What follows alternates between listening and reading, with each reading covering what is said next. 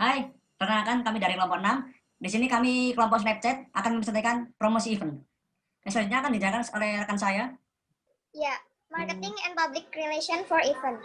Tujuannya untuk mencari, memeriksa beberapa masalah pemasaran utama dari manajemen event termasuk masalah anggaran dan waktu. Jadi anggaran dan waktu itu adalah hal utama yang sangat penting untuk sebuah event. Yang kedua, untuk menyarankan teknik pemasaran dan public relation yang tepat di mana event penyelenggara dapat digunakan.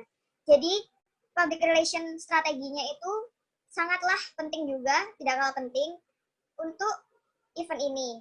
Lalu yang ketiga itu untuk mempertimbangkan beberapa kebutuhan pemasaran baik untuk event maupun untuk selanjutnya. Luas dan jenis event mempengaruhi target pasar karena event yang dimaksudkan untuk memenuhi tujuan masing-masing. Contohnya seperti event konser. Nah, event konser itu dimaksudkan untuk fansnya menonton sang artis atau idola pentas di atas panggung. Hal itu tujuannya adalah menghibur. Namun juga ada tujuan lainnya seperti event charity, dan event edukasi, dan yang lain-lain. Nah, kuncinya event itu dipasarkan memiliki target pasarnya sendiri. Jadi kita harus tahu orang seperti apa yang akan hadir, di mana mereka tinggal, bagaimana mereka bisa terpengaruh, dan segmen pasar sasaran. Nah, di marketing itu terbagi jadi 3 tahap, yaitu penelitian, tetapkan tujuan, dan anggaran dan jadwal. The target market. Jadi hal ini tuh mengacu pada dasar orang-orang seperti apa sih yang akan menjadi sasaran atau audiens event tersebut. Nah, namun di beberapa event sasaran ini dapat melalui TV, melalui internet, atau bahkan mengikutinya secara langsung sebagai hobi. Misalnya acara olahraga.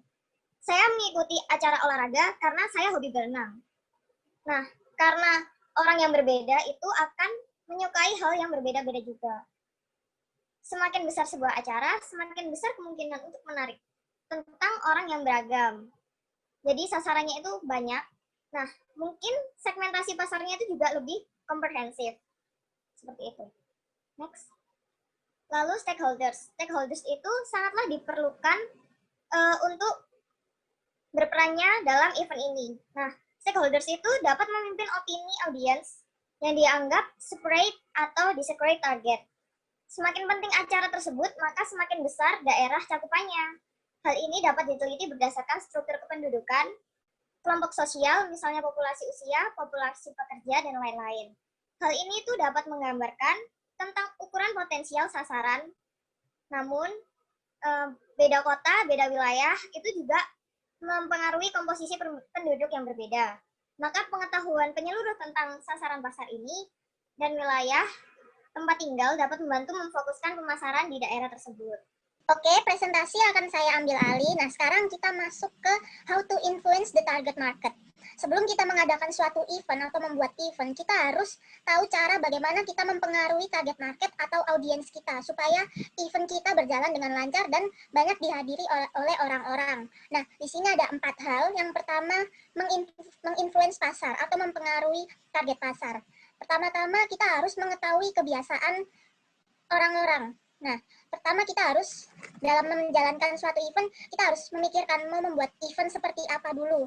Nah, dengan cara kita melakukan survei kegiatan atau tema apa yang pas untuk event kita ini. Apakah kegiatan dari seni atau yang lainnya. Nah, ini kita harus cari tahu dulu hal apa yang mereka suka atau apa yang mereka baca akhir-akhir ini dari koran, majalah, dan lain-lain. Nah, lalu dapatkah kita menginfluence mereka? Kita sebagai pihak penyelenggara event harus yakin betul bisa menginfluence mereka dengan cara jika kita sudah mantap membuat suatu event, bagaimana kita mempromosikan event tersebut. Nah, dengan cara kita membuat iklan event itu bisa berupa poster atau video teaser dari event kita. Dengan cara beriklan, kita itu menginfluence calon-calon audiens kita. Dengan iklan mereka bisa tahu bahwa oh ternyata nanti ada event ini yang dibintangi oleh ini. Nah, itulah cara untuk membuat menarik audiens untuk menghadiri event kita.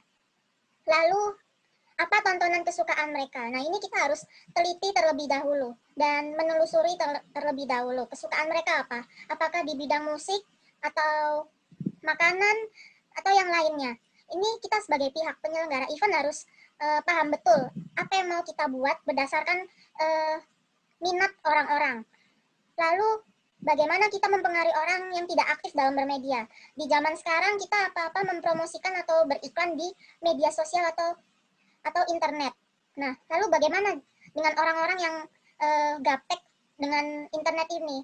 Nah, bisa saja kita iklankan, bekerja sama dengan biro iklan, mengiklankan event kita di TV-TV nasional. Banyak sekali kita temui iklan-iklan event seperti event musik, Java Jazz. Nah, dari TV ini kan orang-orang yang tidak aktif di media sosial tersebut setidaknya mengetahui event kita di TV yang pastinya kita semua itu menonton televisi.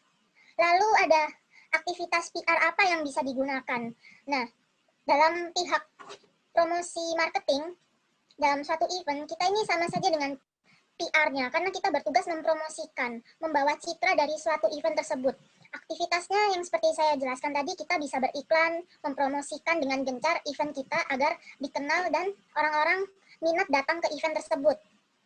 Lalu, bagaimana mereka terinfluence? Nah, hal ini harus kita pikirkan sedemikian matang agar mereka terpengaruhi dengan cara kita membuat iklan yang matang juga, sekreatif mungkin kita salurkan ke dalam iklan tersebut, dan juga isi dari event itu harus kita buat dan kita rencanakan dengan matang-matang. Next slide. Lalu yang kedua ada proses pembelian atau buying process. Di sini maksudnya buying process adalah jika kita sudah siap menyelenggarakan suatu event, bagaimana proses pembeliannya oleh audiens. Di sini yang pertama ada orang-orang lebih suka pergi ke event apa. Nah, di sini kita harus mencari tahu orang-orang ini sukanya ke event seperti apa. Event festival musik, atau makanan, atau seminar. Itu kita harus mengadakan surveinya terlebih dahulu. Lalu, apa yang membuat mereka punya waktu luang untuk pergi datang ke event? Nah, di sini lagi-lagi kita harus meneliti waktu yang mana yang kiranya pas untuk orang-orang datang ke suatu event. Saya ambil contoh, biasanya setiap pertengahan atau akhir tahun itu waktu-waktu yang pas untuk event-event musik diadakan atau konser akhir tahun.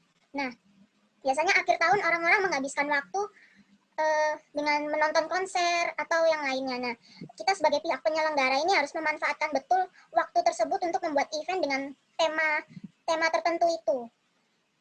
Lalu, apakah harga menjadi suatu perhatian? Di sini yang namanya event, tidak semua orang bisa menghadiri suatu event. Kita pasti menyediakan tiket untuk masuk ke dalam event tersebut.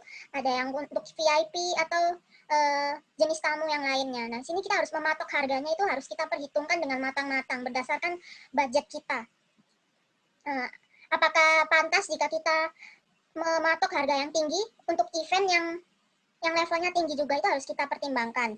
Lalu kualitas event. Nah, ini kita harus pikirkan betul event seperti apa yang mau kita buat. Yang namanya suatu event besar pasti membutuhkan pengorbanan atau pengeluaran yang besar juga, tapi itu juga seimbang dengan apa yang didapatkan. Orang-orang tertarik, orang-orang puas dengan event tersebut. Lalu faktor akses area. Jika kita mengadakan suatu event, kita juga harus memikirkan area yang kita buat event itu. Apa kita mau buat event dalam kancah nasional atau internasional, seperti itu. Lalu peluang penjualan. Di sini yang maksudnya peluang penjualan adalah penjualan tiket. Laris atau tidaknya kah kita menjual suatu event, itu harus kita pikirkan juga. Lalu pengetahuan dan kesadaran orang-orang. Nah, gimana sih supaya membuat orang-orang tuh tahu event kita? Nah, dari yang tadi saya jelaskan melalui iklan atau berbagai macam promosi lainnya. Misalnya membagikan selembaran, brosur, atau promosi di media sosial. Kita bisa menggunakan Instagram sekarang. Lalu kecenderungan orang-orang untuk bergabung. Di sini, jika dilihat dari iklan kita, kira-kira orang-orang tuh yang sudah melihatnya tuh tertarik nggak ya, penasaran nggak ya? Jadi itu. Lalu pertimbangan kepuasan. Kita tuh juga harus mempertimbangkan kepuasan konsumen atau audiens yang menghadiri event kita. Semakin tinggi kepuasan audiens, semakin membuat event kita itu berjalan dengan lancar dan sukses. Dan membuat kita sebagai pihak penyelenggara event merasa puas dengan hasil kinerja kita. Lalu next slide. Lalu yang ketiga ada ekspektasi orang-orang. Nah, jika kita sudah merencanakan suatu event, lalu kita mempromosikan suatu event, lalu hari hanya nih eventnya diadakan. Nah, gimana ekspektasi orang-orang setelah menghadiri event tersebut? Nah, di sini ada manfaat menghadiri event bagi audiens. Manfaatnya apa? Misalnya audiens ini seorang food vlogger gitu. Dia menghadiri bazar makanan. Kan di Surabaya ini khususnya banyak sekali event-event festival makanan atau bazar di mall-mall seperti Kepo Market dan lain-lain. Manfaatnya apa? Oh, manfaatnya kita bisa nemuin berbagai macam kuliner makanan yang berbeda-beda dan punya pengalaman baru pastinya. Lalu bagaimana standar tempat? Pemilihan tempat untuk mengadakan suatu event itu juga penting. Agar audiens itu nyaman dan merasa puas dengan menghadiri event tersebut. Lalu ada antusiasme orang-orang. Nah, jika suatu event itu besar, pasti kan antusiasme orang-orang itu sangat tinggi dan sangat menunggu-nunggu gitu loh eventnya. Seperti pecinta musik jazz kan pasti sangat berantusiasme sekali menghadiri event tahunan itu. Java Jazz Music kan pasti itu mereka bagi pecinta musik jazz itu kan pengen banget menghadiri acara tersebut. Lalu value event, nilai event itu sendiri. Pastinya kita sebagai pihak penyelenggara event harus tahu betul nilai event kita itu apa. Tujuannya dibuat event itu tuh untuk apa. Lalu apa saja aktivitas event. Nah, jika kita membuat suatu event, kita tuh harus tahu isinya itu apa saja, schedule-nya apa saja, step by step harus kita rancang dengan betul.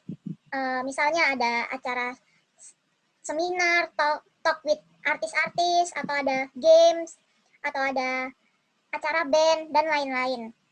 Bagaimana reputasi event jika pernah diselenggarakan sebelumnya? Nah, jika event ini tuh pernah diselenggarakan sebelumnya, jika mempunyai reputasi yang baik kan pasti orang-orang, jika ada event selanjutnya kan orang-orang pasti udah tahu nih, oh event ini mau ada lagi nih. Nah, pastinya orang-orang kan juga antusiasmenya tinggi karena event sebelumnya itu luar biasa gitu. Contohnya yang saya ambil setiap tahun di Jakarta pasti ada yang namanya event Jakarta Fair. Itu setiap tahun orang-orang Jakarta, luar Jakarta pasti ke sana dan selalu ramai event tersebut karena memang besar dan juga asyik gitu eventnya. Lalu informasi. Nah, di sini informasi event apa yang didapatkan dari audiens seperti itu. Next slide. Nah, lalu ada proses pengambilan keputusan event. Di sini ada seperti bagan. Ini keputusan eventnya dari sisi audiens ya. Di sini ada attention atau perhatian. Nah, ini saya ambil contoh kasus suatu event di area kampus. Misalnya pihak Ormawa gitu mau mengadakan suatu event besar di kampus. Nah, mereka misalnya udah tahu nih mau buat event apa. Misalnya event musik di kampus. Nah, mereka pertama kan buat iklan dulu, mungkin ditempel di mading atau disebarin di Instagram kampus atau yang lainnya. Nah, orang-orang kan calon audiens ini kan pasti ngeliat dulu iklannya kan. Mereka melihat isi iklannya apa aja. Itu kan sudah jadi attention dengan melihat iklannya dulu saja itu mereka tuh udah perhatiannya udah mengarah ke event ini. Oh, ini event apa? Terus kira-kira acaranya kayak gimana? Itu mereka udah penasaran tuh. Nah, jika udah penasaran lalu turun ke interest atau minat. Nah, ini jika dikiranya cocok dengan minat dan kesukaannya dia, nah, calon audiens ini pasti menunjukkan suatu interest nih. Misalnya orang ini emang sukanya musik. Oh, ini asik nih kayaknya eventnya, pengen ikut kayak gitu, pengen ikut atau mau hadir gitu di event tersebut. Dan lalu yang terakhir timbullah desire atau keinginan. Nah, ini tadi keinginan untuk menghadiri acara tersebut gitu. Mungkin ada yang cuma sekedar tahu, oh tapi nggak tertarik. Nah, dia tuh menunggu teman-temannya dulu, suatu kelompok yang lain. Misalnya temennya ikutan, dia juga ikut-ikutan. Nah, itu tuh termasuk udah di desire. Next slide. Selanjutnya ada marketing plan. Yang pertama, rencana pemasaran seperti rencana pemasaran operasional dan anggaran keuangan. Akan dikembangkan dari tujuan acara dalam sejumlah tahapan. Terus selanjutnya, teknik pemasaran dikejarkan oleh manajer tujuan dan penyelenggara acara secara bervariasi dan jangkauannya pendekatan ini sangat luas. Oleh karena itu, perbedaan jenis peristiwa yang dilakukan dan karakteristik pasar yang berbeda. Yang ketiga, keahlian dan sumber daya petugas pemasaran acara adalah menjual acara tidak selalu besar. Terus yang keempat, public relation atau disebut PR mungkin memainkan peran yang lebih besar dalam mempromosikan beberapa acara daripada iklan berbayar. Yang terakhir, namun hal ini seharusnya tidak menghalangi pemikiran dan perencanaan yang cermat tentang pemasaran sebagai keseluruhan aktivitas. Jadi ini manfaat perencanaan pemasaran sendiri itu untuk mencapai koordinasi aktivitas pemasaran yang lebih baik. Yang kedua, menjadi acuan bagaimana perusahaan harus berubah. Yang ketiga, dapat menjadi sumber informasi bagaimana kebijakan sebuah event itu harus diperbarui. Kan setiap event kan harus diperbarui kan. Selanjutnya next slide. Oke, selanjutnya 5 cara marketing dalam mencapai tujuan dari event itu sendiri. Nah, yang tujuan pertama itu mencari sebuah event yang menarik dan disukai oleh semua kalangan. Lalu yang kedua, audit pemasaran lingkungan eksternal dan lingkungan internal. Lalu yang ketiga, pernyataan tujuan pemasaran dan strategi pemasaran umum termasuk gambaran dari hasil yang diharapkan. Lalu yang keempat, penyusunan rencana pemasaran rinci termasuk ringkasan pasar sasaran, jadwal dan anggaran jadwal dan anggaran yang kemungkinan akan dibelanjakan. Lalu yang kelima, identifikasi sistem untuk mengukur efektivitas. Next. Oke, berikutnya ada marketing for new event dengan saya akan memaparkan materi ini. Nama saya Michelle Angelin. Jadi yang pertama dari marketing for new event itu ada yang namanya objectives and analysis of the environment. Itu maksudnya apa sih? Objektif itu maksudnya dari tujuan. Objektif itu artinya tujuan.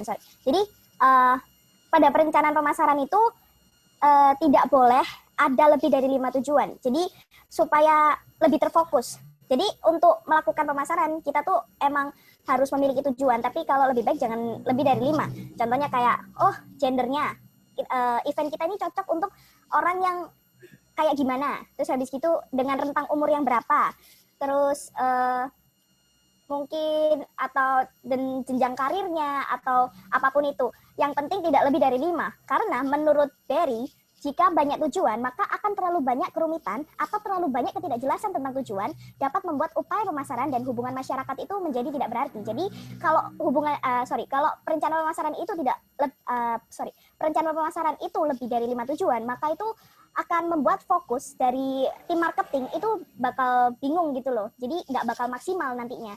Terus habis gitu ada bagian di bagian pemasaran itu harus melaksanakan analisis tentang lingkungan yang akan menjadi tempat dilaksanakannya event. Jadi kalau kita mau buat event untuk anak muda, ya mungkin kita biasanya kan kalau di Grand City itu banyak banget kayak acara musik-musik gitu. Nah itu untuk menarik anak-anak muda.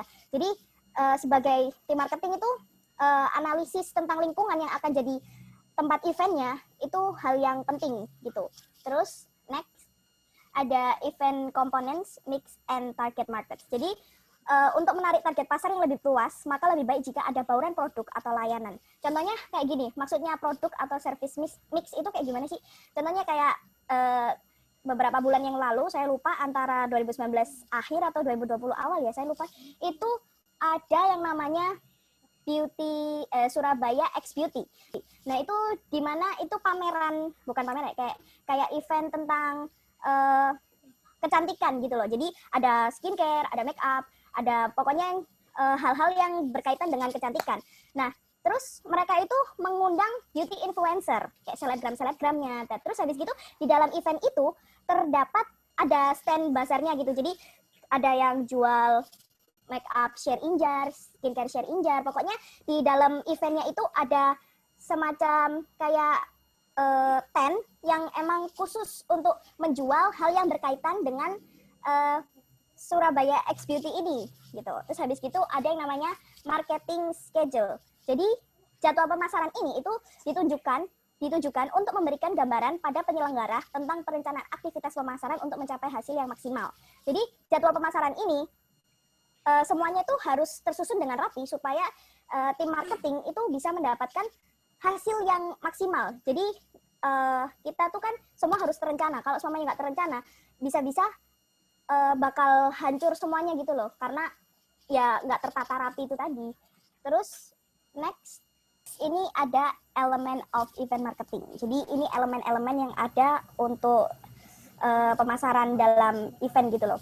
Jadi yang awal itu ya tujuan itu tadi. Jadi yang jadi target pasarnya event kita itu siapa? Kayak mungkin dari tentang umur itu tadi, terus di mana event ini bakal dilaksanain kayak kotanya, terus kita juga mungkin harus mengenal mungkin orang dengan yang gaya seperti apa yang bakal jadi target sasarannya kita, kayak gitu-gitulah. Terus habis itu pastinya kita tuh harus ada perencanaan terinci yang sistematis. Jadi supaya semua yang sudah kita atur itu nggak berantakan gitu loh. Kalau nggak ada perencanaan, ya pasti bakal rusak semuanya. Jadi nggak bakal tertata rapi gitu. Nah terus habis gitu setelah dari perencanaan terinci yang sistematis itu di breakdown lagi ke bagian-bagian dari perencanaan pemasaran. Yang pertama itu pernyataan maksud dan tujuan, termasuk hasil yang diharapkan. Jadi kayak tujuannya itu yang tadi tujuan itu kan supaya kita tahu target marketnya kita itu siapa. Jadi dari tujuan itu tadi kita tuh sudah memiliki ekspektasi event ini tuh nantinya bakal kayak gimana dan bakal ada manfaat apa, pokoknya yang kayak gitu-gitu. Terus habis gitu ada analisis lingkungan.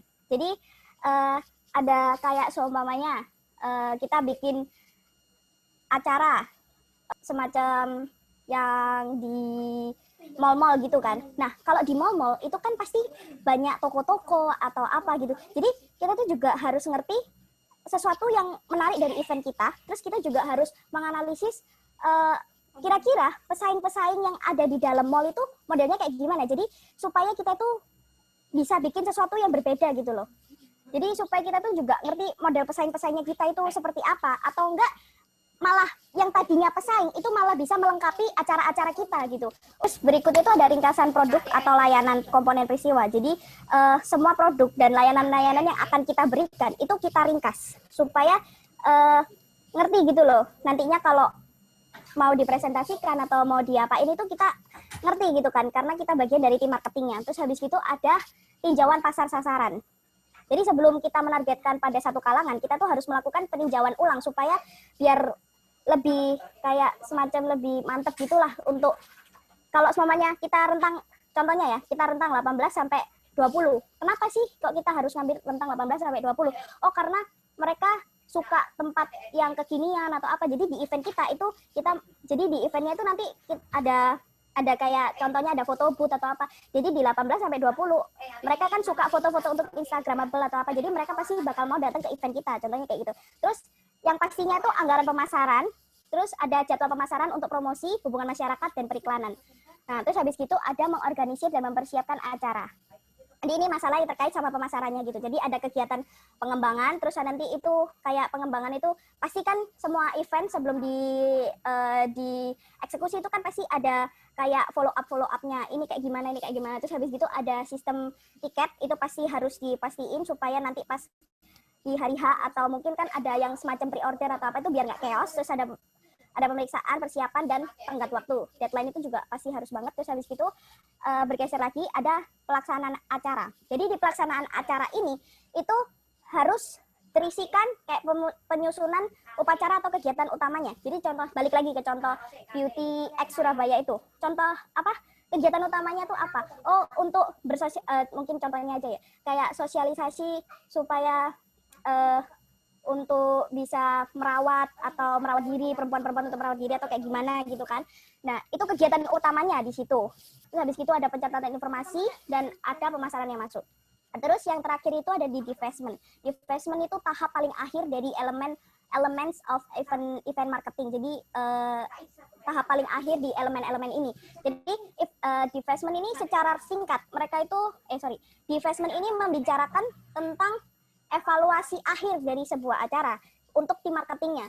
Jadi kayak pengumpulan dan analisis datanya, terus habis itu evaluasi pemasaran pasca acara dan umpan balik, close down atau recording untuk edisi berikutnya. Jadi kalau seumpamanya di acara nih, kan pasti ada kayak salah satu event yang mungkin semi publik, jadi kayak acara kampus gitu kan, acara kampus tapi juga bisa didatengin sama umum nih.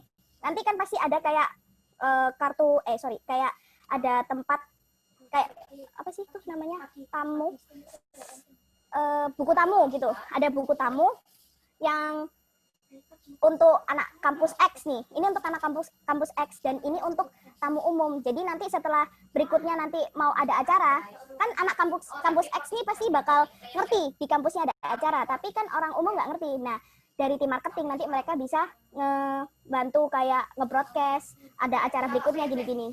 Oke, next. Nah, terus ada yang paling terakhir itu adalah marketing budget. Jadi untuk acara profesional biasanya tuh anggaran yang paling terbesar itu adalah staf departemen pemasarannya sendiri, karena tuh biasanya mereka itu punya tim pemasaran atau penjualannya. Terus anggaran pemasaran itu harus disiapkan dan dihitung biayanya dengan hati-hati.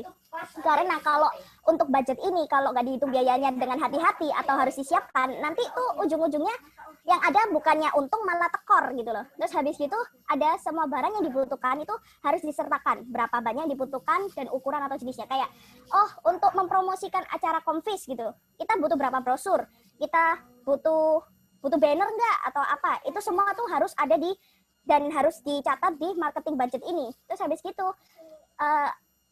periklanan itu hanyalah salah satu cara untuk mempromosikan acara. Jadi event ini tuh banyak banget caranya untuk kita promosiin gitu loh, dan periklanan ini tuh hanya salah satunya. Contohnya yang lain itu kayak yang tadi brosur, banner, atau ada broadcast atau di share di Instagram, Twitter, Facebook dan kawan-kawannya. Terus aktivitas pra-acara atau serangkaian promosi yang membantu calon pengunjung atau pelanggan terbiasa dengan acara utama. Jadi di marketing budget ini juga biasanya dimasukkan aktivitas pra-acara atau serangkaian promosi yang membantu calon pengunjung atau pelanggan terbiasa dengan acara utama gitu. Jadi kayak acara utamanya nih, contohnya kayak apa ya, kalau acara utama ya balik lagi lah ke beauty fest itu. Kan kalau mungkin di acara itu untuk mempersatukan para perempuan supaya mereka itu ngerti bagaimana beauty secara luas gitu loh. Nah, untuk kan ada orang yang aduh kok cuman gitu aja gitu. Nah, tapi ternyata bagian tim marketingnya, nanti kita bikin pra acara. Jadi nanti kita datengin kita datengin influencer atau enggak kita bikin kayak promo untuk kalau kamu mau beli make up atau skincare di tent yang ada di situ gitu. Oke, next. Sini saya akan menjelaskan tentang marketing for repeat event and new edition. Di sebab ini berbicara tentang event yang digelar secara berulang setiap tahunnya. Di sini saya mengambil contoh Kepo Market dan Olimpiade yang diadakan 4 tahun sekali. Dan event yang sama bila diadakan dengan penyelenggara yang berbeda, tidak menutup kemungkinan akan terjadi penambahan atau pengurangan dalam konsep sebuah event. Saya ambil contoh event yang ada di kampus kita, yaitu Konfis, di mana event Konfis yang di periode lampau masih mengadakan lomba mural, dan event yang selanjutnya lomba mural itu ditiadakan. Dan poin yang ketiga, pencatatan kehadiran pengunjung dan peserta dalam acara tahap utama untuk memastikan mereka tertarik mengikuti event selanjutnya.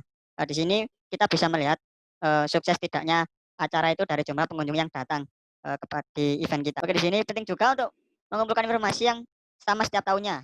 Di sini kita bisa mengevaluasi apa saja yang harus dilakukan, mengurangi konsep atau menambahkan konsep dari sebuah event, dan juga informasi yang kita bikin atau kita bisa buat itu harus dikumpulkan dengan rincian sebagai berikut. Next. Oke, di sini record of visitor number. Hal ini dapat digunakan untuk mengetahui jumlah pengunjung dan peserta yang ada dalam sebuah event. Contohnya kita bisa melihat penjualan tiket kita, atau bisa dilihat dari penjualan merchandise yang dijual di tenan-tenan di sekitar event yang kita adakan. Dan yang kedua ada detail of spending and use pattern. Hal ini berbicara tentang untuk mengetahui apa saja yang dilakukan pengunjung di sebuah event. Contohnya apa sih yang laris di event kita, atau entah itu tempat fotonya atau tenan makanannya. Dan yang ketiga ada marketing effectiveness. Hal ini berkaitan dengan bagaimana cara pengunjung mengetahui acara ini diadakan, atau melalui media apa pengunjung mengetahui bahwa acara ini akan digelar. Misalnya pengunjung mengetahui bahwa acara ini dipromosikan lewat media sosial Facebook, Instagram, atau di pamflet-pamflet yang tersebar di jalan raya. Dan yang terakhir ada expectation and satisfaction. Hal ini dilakukan untuk mengukur tingkat kepuasan pengunjung yang menghadiri sebuah event. Contohnya kita bisa membagikan jika kita menjual tiket secara online, kita bisa membagikan kuesioner mengenai apa saja yang kurang dan harus ditambahkan melalui kuesioner yang dikirim melalui email dari pengunjung kita. Dan next, sekian presentasi dari kami. Terima kasih.